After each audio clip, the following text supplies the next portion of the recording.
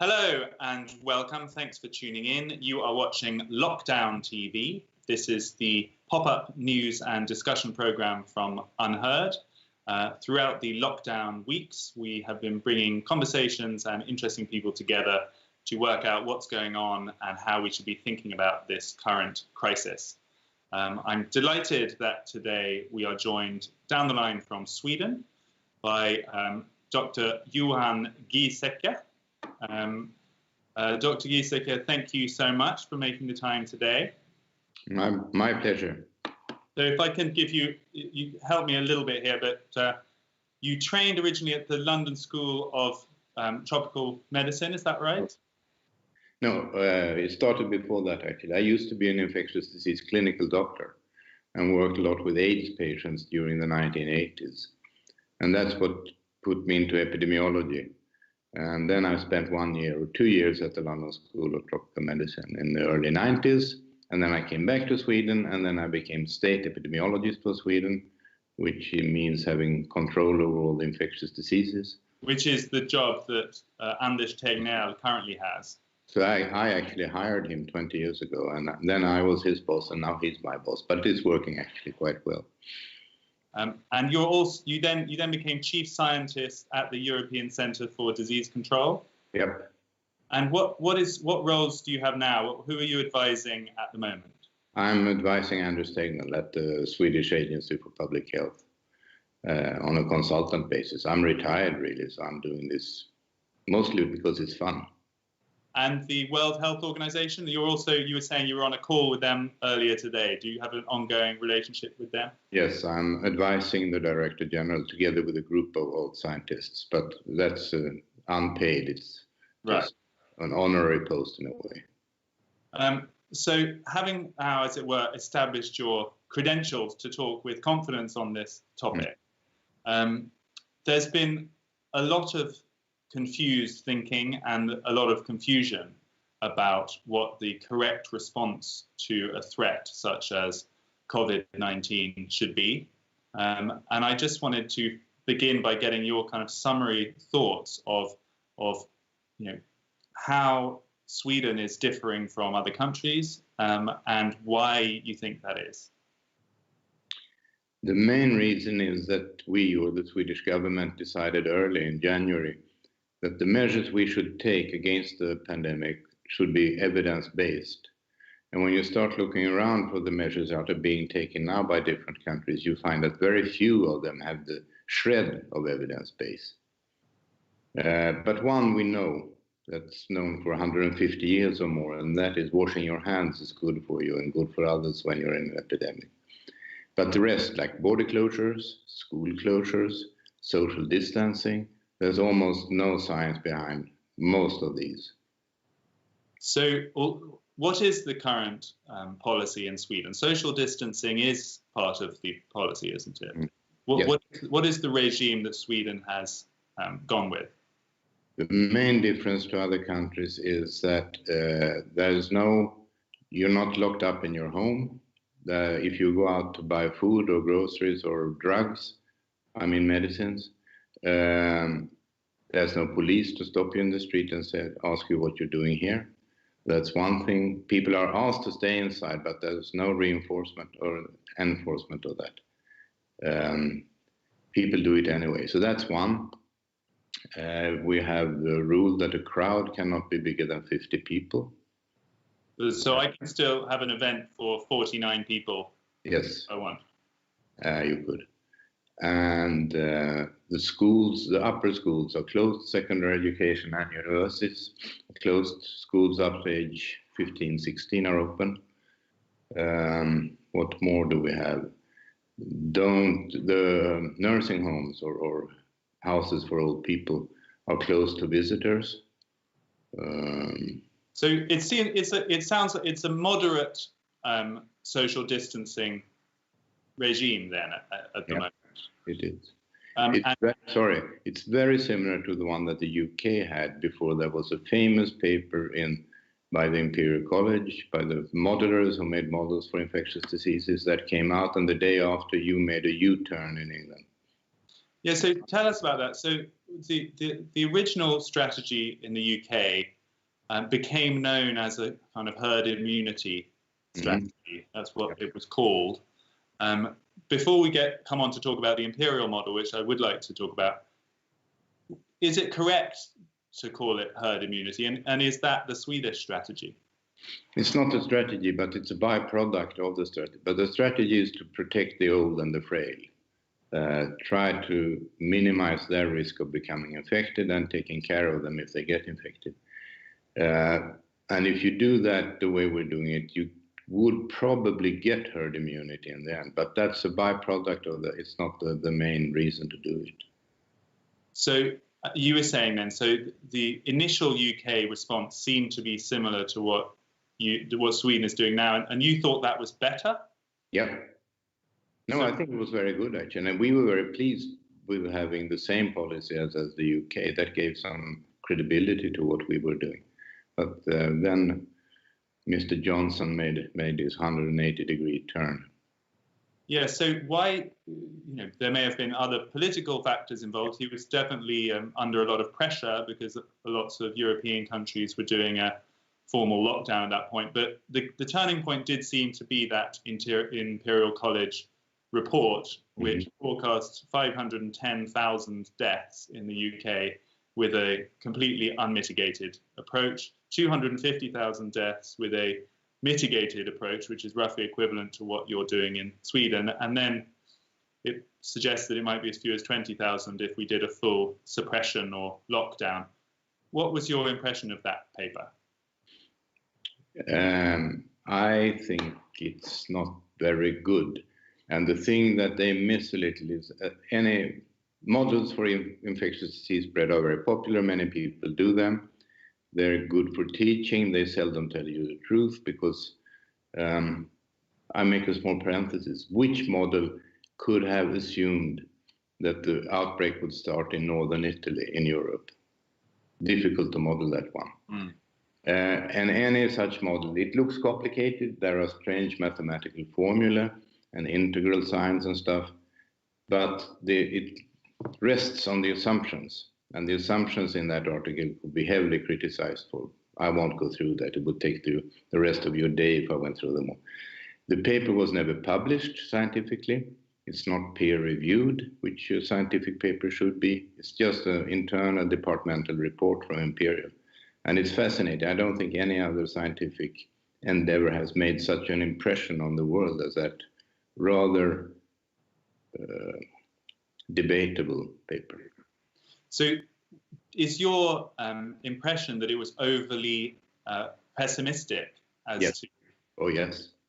Very much so. So what, I guess it comes down to some degree of speculation, but what's your impression of how serious the disease is and what kind of fatalities we would be looking at if we had a more moderate or more mitigated approach? Yeah. What's the number of deaths in the UK now? I don't know. I haven't. 13,000 and something. 13. So you're getting close to 20 now. Yeah. But probably not 510,000. I think, let me back one step. One thing that the model has missed is that it assumes that the hospital capacity will remain the same. And that's not what's happening anywhere. I mean, in Sweden, we've tripled our intensive care capacity, and I think that's happening in the UK as well. But the paper completely overlooks that. It's cites that as a static thing. But so just to sort of come back on this, like, the argument, what people watching will be asking, and I think what most people who support the lockdown would say, and that is the overwhelming majority of people in politics and in the media, is that the reason the curve is now flattening and that the numbers of deaths are gradually coming down on a daily basis is because of the lockdown, and that shows that the policy has worked. And Professor Neil Ferguson, who led the Imperial papers, suggests that he stands by his prediction that 500,000 odd people would have died had that not taken place. So if it wasn't the lockdown that has been flattening our curve, what else could it have been? Well, one thing is immunity. The other is that the people who are frail and old will die first. And when that group of people is sort of thinned out, you will get less deaths as well. The other thing is that when you start your exit strategy, that's the favorite word now in all this public health, the exit strategy. When you start that one, you will have some of the deaths that we had already. Yes, so I mean, does that mean then that as the disease passes through the population, are we going to see second and third spikes now after this? It will be part of the exit strategy, because the only way to check that if you're taking away one restriction, let's say we'll open the schools again, as an example. How do you evaluate that? You have to say, numbers are going up again. More people are dying. We have to stop that. We have pulled back that softening and try another. That's what exit strategy will be in all countries. Countries will ease up a little on a restriction, see what happens over the next 2-3 weeks. It didn't work very well. We resume that. We try another restriction. We lift that one. It worked. And so this is, every country will have to do it that way. And that means that the increasing number of deaths will be part of checking which strategy should be kept and not. So what should we be doing instead? Well, you can't. But I remember when I first heard, which is now 6 weeks ago, about the different draconic measures that were taken, I asked myself, how are they going to climb down from that one? When will they open the schools again? What should be the criterion to open the schools? Did any one of the strong and very decisive politicians in Europe think about how do we get out of this when they introduced it? And I think that would be a problem for the UK as well. So let's take as a comparison the neighbouring countries in Scandinavia, because a lot of people are sending around these charts that show that Denmark and Norway and Finland have had much fewer deaths on a per capita basis, and Sweden, the rate is still climbing, and they take that as proof, essentially, that Sweden should have gone into a more draconian lockdown. What do you say to those people? Well, first, it's not true for Denmark. Secondly, one important thing is that Norway, the nursing homes in Norway are usually quite small, whereas the nursing homes in Sweden are quite big, with hundreds of people, which means that if you get the virus into one nursing home in Norway, it will affect far fewer people than a big one. So that's part of the reason. It's not all the reason. For Finland, the epidemic never really took off there. They started their measures before it had even started. But I think we should have this discussion a year from now. Let's decide that. We do this on the 17th of April, 2021. I think that the difference between countries will be quite small in the end. So that you don't think that the severity of these intervening measures are going to make that much difference? No, I don't think so. I think, actually, should I tell you what I really think? Please. I almost never do this. I think what we're seeing is a tsunami of a usually quite mild disease, which is sweeping over Europe. And some countries do this, and some countries do that, and some countries don't do that. And in the end, there will be very, very little difference. So when you say it's a usually quite mild disease, what do you mean by that? That most people who get it will never even notice they were infected. So does that mean that you think the actual fatality rate of this disease is much lower than the numbers that have been talked about? Much, much lower. So do you have you made any speculations as to what sort of zone the real fatality rate might be in? I think it will be like a severe influenza season, the same as which would be on the order of 0.1% maybe. So that would suggest then, for a country like the UK that is heading towards 20,000 deaths, that would suggest that many millions of people have already had it. Yes. And you believe? Do you think that is also true in Sweden then, that a substantial percentage of the population has had it?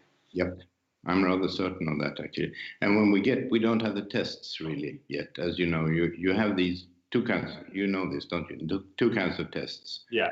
One that tells that you have it now, and another one that tells you that you had it at some point before, an immunity or serology test. And they are just being developed and they're just being employed. I know from discussions with friends in the UK that you started last week with 3,500 such tests, and you will go on with 8 in 1 week, and then it will be about 8,000 per week. And when you get tests that show if people had the disease, you'll see that most of them never even dreamt they had it. But we don't have yet any effective antibody tests, I don't think. No. You're right, but it's coming. But you're confident that we will get those tests? I mean, they will. Oh yes, that's a matter of time. And so, what sort of percentage of the population do you think we will discover has had it once we get mass antibody testing in place? At least half. In the United Kingdom, or do you mean in Sweden as well? Both countries. So, the whole sort of rationale for introducing these lockdowns across Europe that has created such unbelievable side effects and pretty much stopped the whole world in its tracks, you believe is a misguided policy. And do you think it's doing more harm than good? Yes, I think so. On the whole, I mean, if you listen, what I'm saying is that people who will die a few months later are dying now, and that's taking months from their lives. So that's maybe not nice. But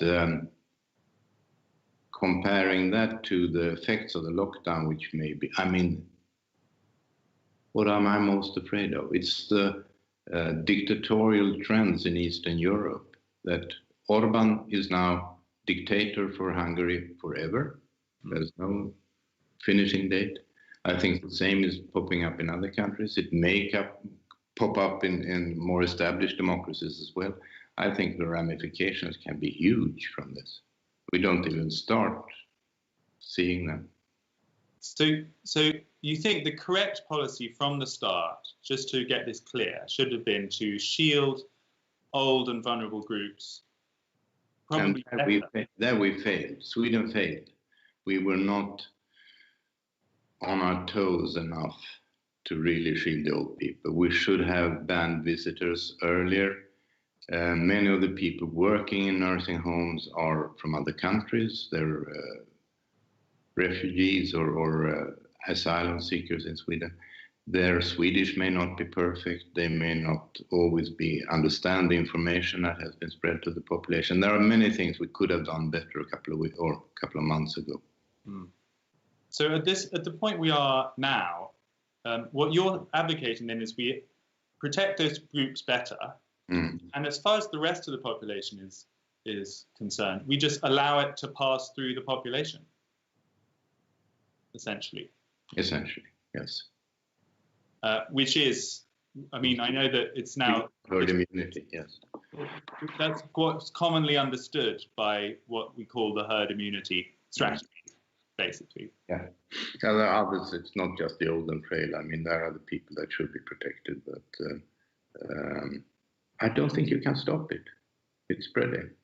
So you can stop it for some time, but then, I mean, countries that have been successful, South Korea is giving up now. They can't maintain their policy.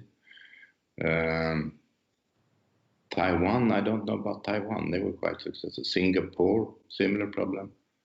So those countries that are held up as the most successful, in some cases ones that totally managed to suppress the outbreak, you think that it's just a question of delay, and actually they won't be able to hold that back? No.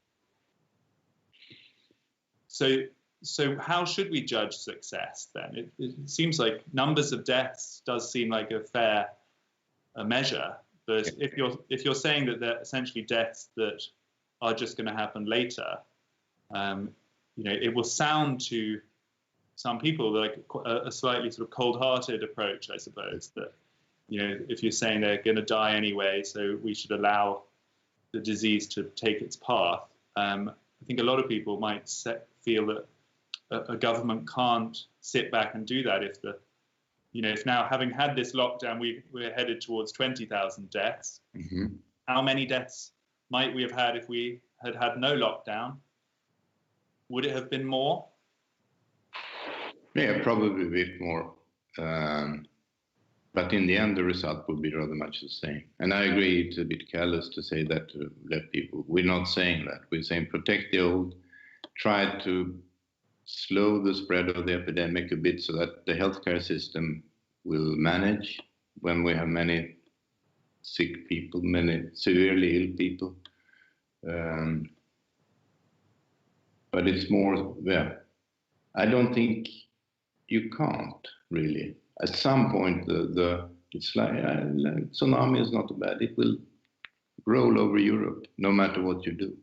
And will as it rolls over Europe, sooner or later, presumably treatments will improve. Yes. We'll get better at knowing how to treat it. Yep.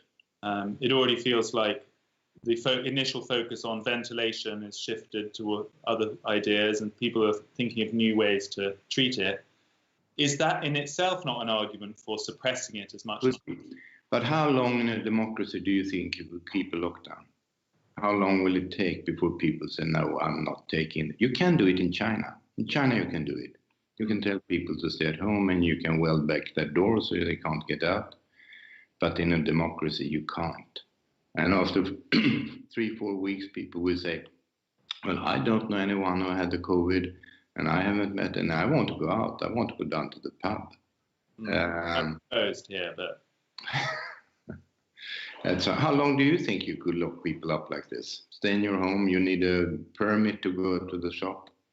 Yeah, we don't actually need a permit, but yeah, I mean, I think we've now just had it extended by 3 weeks. There is an enormous amount of public support for it, and that's one of the interesting factors about this, that at the moment, the public is very much on side with the lockdown in the United Kingdom.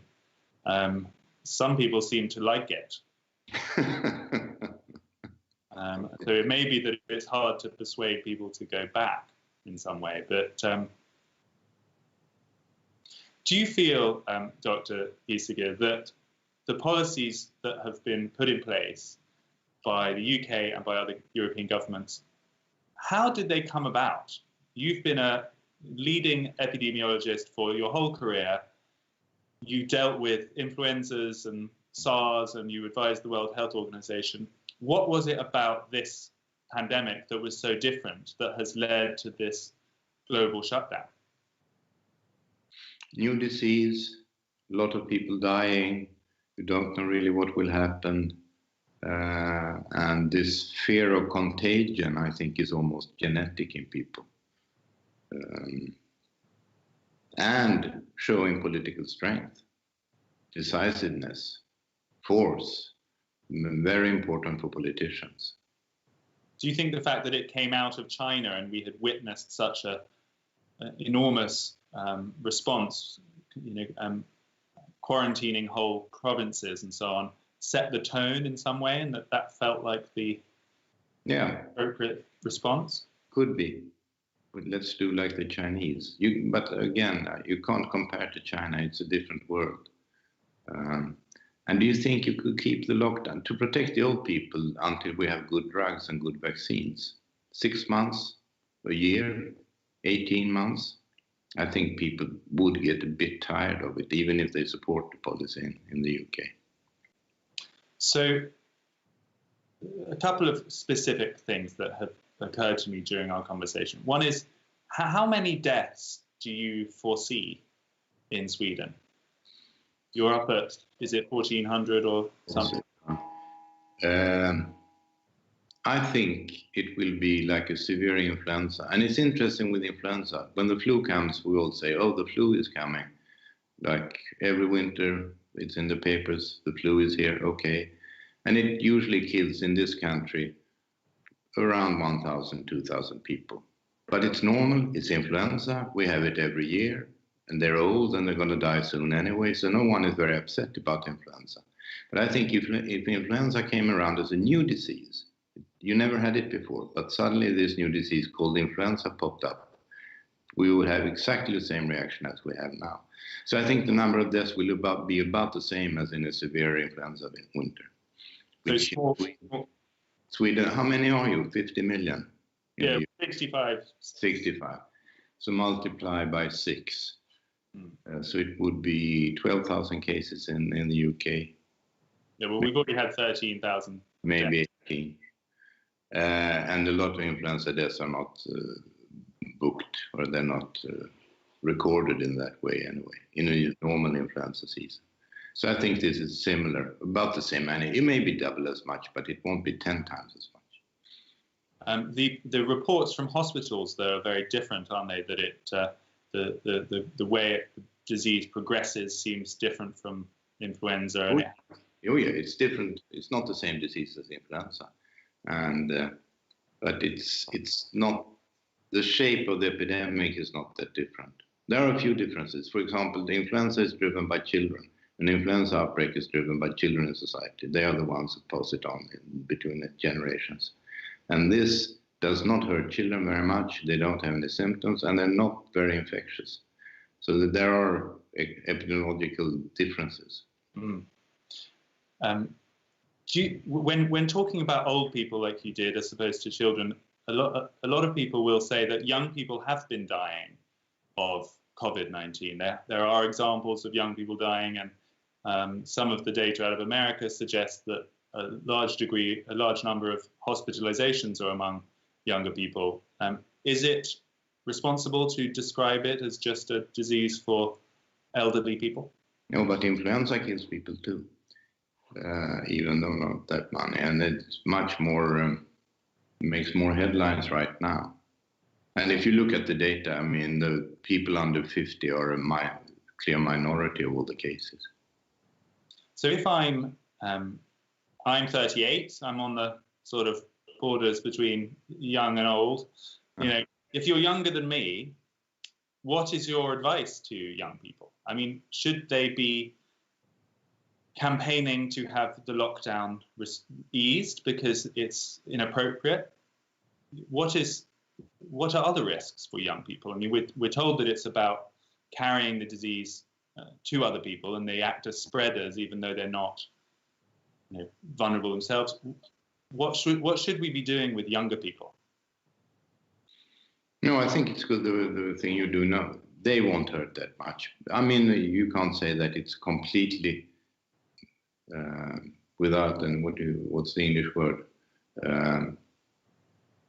It's not completely safe. I mean, there will be young people who die, but for the majority, but what you said is correct, that they should think about protecting other people. That's important, because they move around a lot, and then they shouldn't meet their grandmother and grandfather too much until they've had it themselves. Yep. So I'm just trying to get a sense, because we're nearing time now. I just want to get a sense, what should the British government do now, in your opinion? Should we just say, okay, lockdown is cancelled? No, you can't do that. Then you have a wave of cases. Then you really have a peak 1 week, 2 weeks later, if you took away all the lockdown. No, you'll have to climb down one rung of the ladder at a time. And probably start with school closures, maybe. It's a good thing, it makes society. I mean, in this country, in Sweden, we have 1 million children between 0 and 10. They need to be looked after. If they're not in school, then someone has to stay at home with them. And one of my friends, who's a nurse and head of an emergency ward here in Stockholm, she prays every morning when she wakes up that the government will not close junior school, because then she loses half her stuff. So school closure is one thing, but I think one step has to be taken at a time. And it's interesting how the countries in Europe are sort of after the lockdown, approaching the Swedish policy now. They're opening up schools in all the Nordic countries. In Austria, you can shop in a shop that's smaller than 400 square meters. In Germany, they're going to do the same thing on Monday. In Germany, they're also thinking about opening the schools again.